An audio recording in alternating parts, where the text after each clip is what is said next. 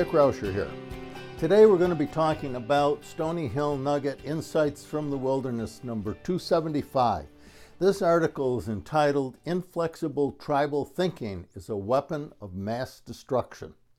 What led me to writing this article was the awareness that our nation is becoming very contentious.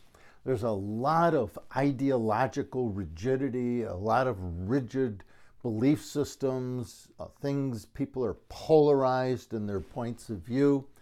And all of this contention and conflict is creating a lot of fear in our country, a lot of angst, anxiety, and anger. I can't remember a time when our country was this divided.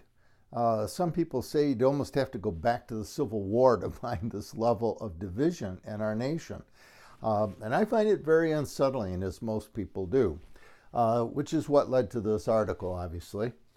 So the question that we have to ask is, how did we get here?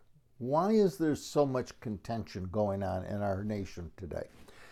I believe, and this is my point of view on it, you may agree, disagree, but at least this is a point of view. I believe that there's too much uncertainty in our nation.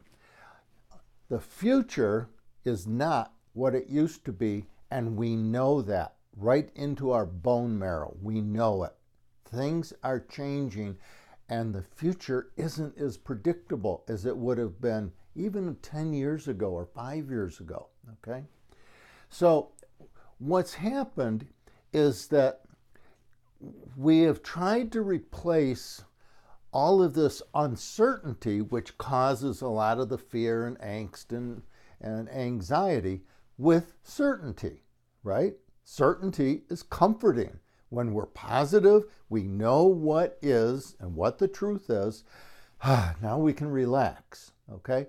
Of course, unfortunately, as I point out in the article, the more certainty we have, the more anxiety we have, because now we have to get the rest of the world to go along with our point of view, what we think is the right approach, what we think is truth, what we think should be. So what we end up doing is we become very contentious with anyone who disagrees with us, right? So inflexible tribal beliefs, I believe, which were designed to increase our certainty and our comfort level, okay, in other words, reduce all this fear, is the basic problem. We have too many tribes now. Part of our problem is that we have created way too much certainty in our country, okay? Now, I know this sounds paradoxical, but this is exactly what we're doing. As we get more tribal beliefs and create more certainty for ourselves, then we can take a breath. But paradoxically, what we're doing is we're going in the wrong direction. What we're doing is we're creating more conflict and more head bumping, more contentious conflict with other people. For example, we have too many tribes. We have God tribes. We have God tribes all over the world, but even in our own country, we have tribes who understand God differently. Each one of those is a tribe. We call them religions, but they're a tribe. We have Republican tribes. We have Democratic tribes. We have progressive, and then we have conservative tribes. Then we have pro-global warming and anti-global warming tribes. We have pro and anti-immigration tribes, pro and anti-wall building tribes, pro and anti-Obamacare. Well, you get the point, okay? We are surrounded with tribes, and all of them are ideologically rigid, and they all believe that they have absolute truth, okay? So the egos of all of these tribal members can go, okay, now I understand what the problem is. Now I know how the world should work. But, of course, like I said before, that only creates more conflict because the world won't agree with us, right? So why does this become a problem? And why are we such a contentious country today? It's easy. The ego loves certainty. Why? Because we build our self-identity around our belief systems. They become who we are. I am a Christian. I am a Jew. I am a Muslim. I am pro-life. I'm anti-life. Whatever you name it. Everybody's got their identity built around these certainties. And what happens? We defend them with an enormous amount of energy. We defend them despite the facts. We don't care about facts. We disregard. Facts are not going to get us to change our mind. Logical arguments are not going to get us to change our mind.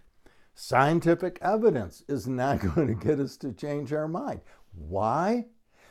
Because if we start to change our mind, we lose our certainty, our anxiety increases, and most importantly, our self-identity crumbles. We begin to feel very fragmented and kind of not very whole. It's like we're a little bit of this and a little bit of that. We call that, in psychological terms, we call it fragmentation.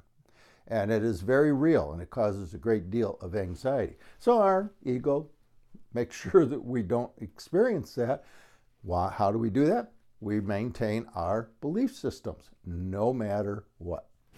So, to kind of end up this argument, the point I'm trying to make with it is that when we have absolute truth, what we have is a weapon of mass destruction that can destroy relationships.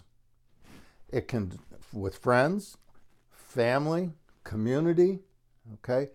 Because inside our communities, we're surrounded by various tribal belief systems. And if we try to force our belief system on other people, like I said, it's not going to work. They're not going to change their mind because that would end up fragmenting their self-identity. So, what's the answer? Well, very simple.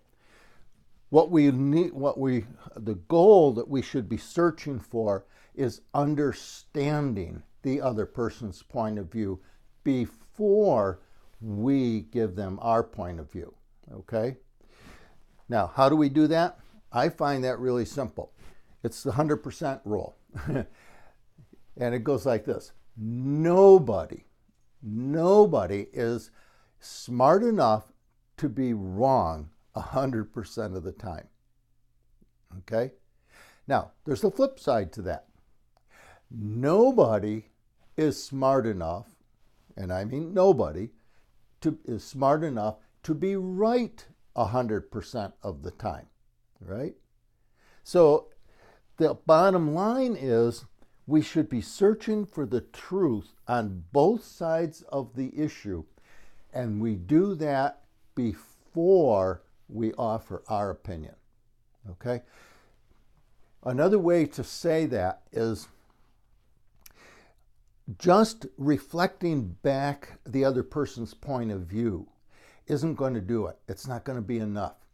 The only way we can help that person feel heard is if they know that we are valuing the strengths and the values and the truths that are present in their argument. They've got to know we really understand it and believe those truths.